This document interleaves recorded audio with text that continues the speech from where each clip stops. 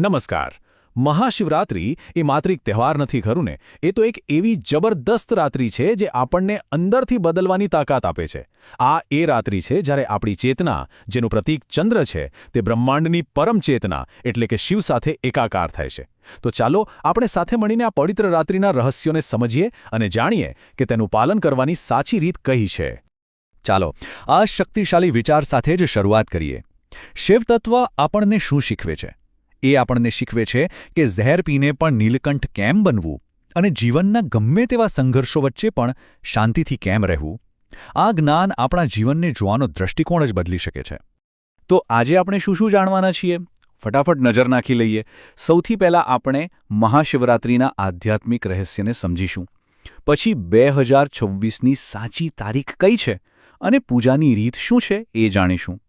ત્યારબાદ કેટલીક પ્રાચીન કથાઓમાંથી જીવન જીવવાનો સહાર લઈશું. અને છેલ્લે આ બધું જ્ઞાન આપણા આધુનિક જીવનમાં કેવી રીતે ઉતારવું તે પણ જોઈશું.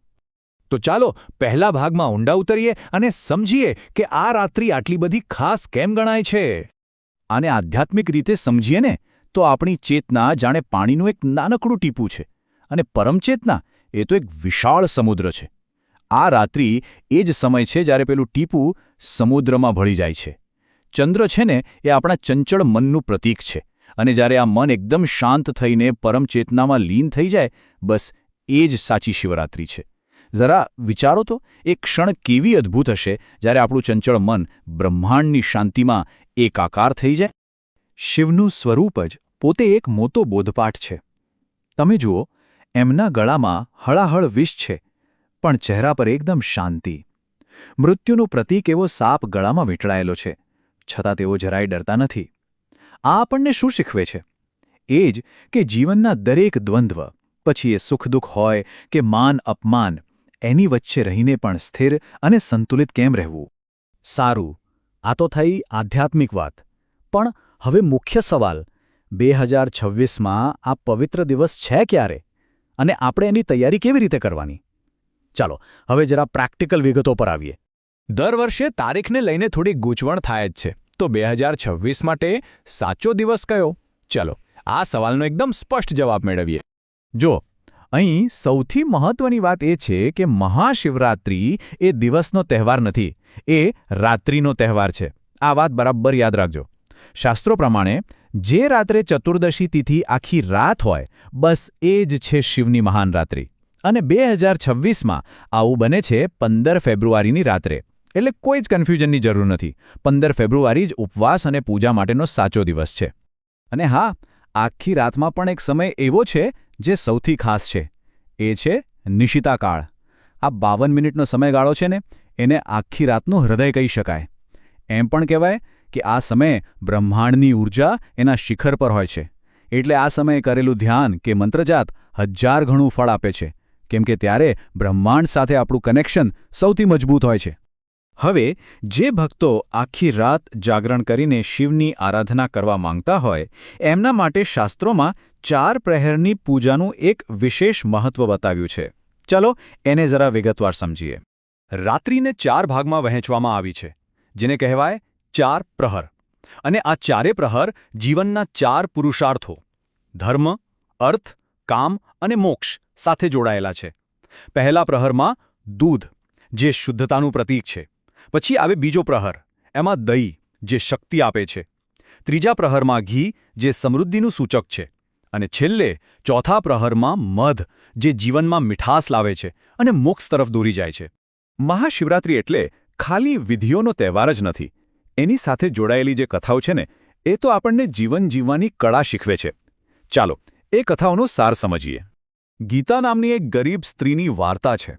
એની પાસે કંઈ જ નહોતું, પણ જ્યારે એક ભૂખ્યો માણસ એના દરવાજે આવ્યો ત્યારે એણે પોતાના ભાગનું ભોજન પણ આપવાની ભાવના બતાવી. આમાંથી શીખવા શું મળે છે? કે ભગવાન તમારી સામગ્રી નથી જોતા, તમારી ભાવના જુએ છે. જ્યારે તમે નિસ્વાર્થ ભાવે આપો છો, ત્યારે બ્રહ્માંડ તમને અનેક ગણું કરીને પાછું આપે છે. હવે વાત કરીએ રામદીન નામના એક ખેડૂતની. ભયંકર દુકાળ પડ્યો હતો, છતાંય રોજ એના સૂકા ખેતરમાં હળ ચલાવતો. લોકો એના પર હસતા, પણ એનો જવાબ શું હતો ખબર છે? કે હું મહેનત કરવાનું ભૂલી જવા નથી માંગતો. અને પછી શું થયું? જ્યારે અચાનક વરસાદ પડ્યો ત્યારે ફક્ત એનું જ ખેતર તૈયાર હતું. આ બતાવે છે કે નસીબ પણ મહેનત કરનારનો જ સાથ આપે છે.